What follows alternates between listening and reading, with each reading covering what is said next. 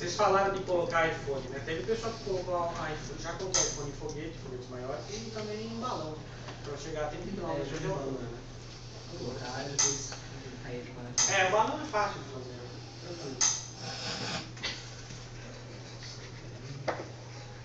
Você consegue ver bem a informação.